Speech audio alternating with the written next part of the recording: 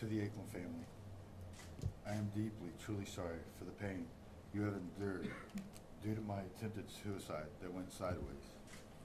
Sergeant Aikman, you were never meant to be hurt like this. No officer that night was meant to be hurt. My plan was to remove myself from the pain, the embarrassment I was living in. I even went as far as trying to get you to shoot me before you got close to me. And because I was in such a drug-induced state, I can't remember a lot of what happened to me from December to February. I had resorted to using 7 grams of fentanyl and 7 grams of speed a day, trying to overdose. But because of my ignorance of the drugs, they only put me into seizures instead of killing me. I had went from living in my home with female and kids to living in a tent behind the body shop, having frostbite on my hands, feet, and legs. I understand the hatred, Sergeant Aikman, you and your family must feel towards me. Believing my intent was to hurt you, but please find it in yourselves to understand the disease of addiction and what it feels like to want to end your own life.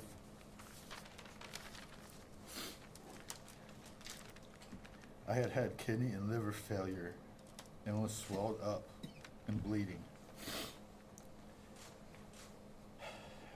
In 45 years, I have never hit rock bottom till January 27th, the day I was born, when I was told my ex was pregnant by another after only being separated 3 weeks.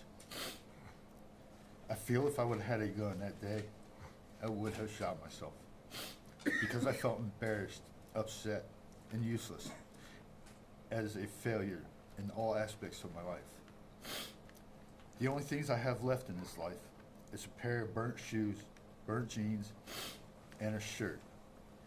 But I have the most loving parents and friends who have forgave me to still show they love me and only wanted for me to come home. But my stupidity and pride would not let me tell them how low I had gotten and that I was living in a tent in the freezing cold. They have endured this disease of mine with me for 45 years, and still they stand by me. For when I am sober, I know I am a good person. I also want to thank the entire Portage County Jail deputies and COs who through the last 11 months have watched, studied, and said prayers for me and shown me that there's still humanity amongst people and that there is hope for people like me in AA, NA, and RU. They have helped me to find a reason again to live. For if it was not for Sergeant Aikman's selfish act to save me that day, I would not be here.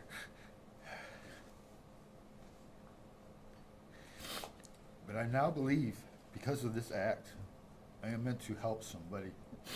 So for the next 16 years, my plans will be to help as many as I can to understand the disease of drugs and suicide.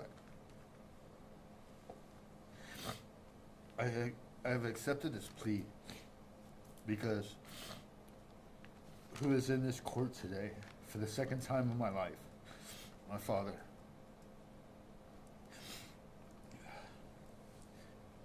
I've accepted this plea for him so I may possibly get that chance one more time to build that car or fix his roof. I thought if I was dead that day that he would be happier not having to deal with my disease or me, but that was so selfish in so many ways.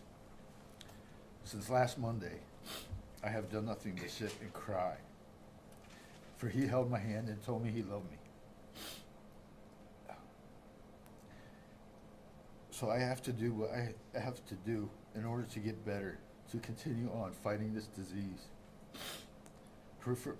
But for everybody involved, all the deputies there that night, I am truly sorry for what you had to go through and endure. I wish I could remember more that night, because it makes it hard not remembering. And to you, Your Honor, I am sorry.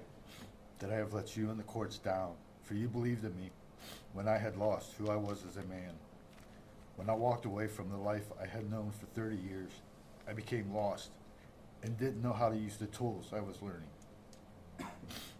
But now that I've gotten clean and can think clearly, I can see the wrongs and the ways and what I had done this night. And the last is thank you to Mr. Walker and Mr. Jones, who through this have believed in me and told me so. So when I say I am sorry that I'd never meant to do this, I truly feel remorse in every aspect.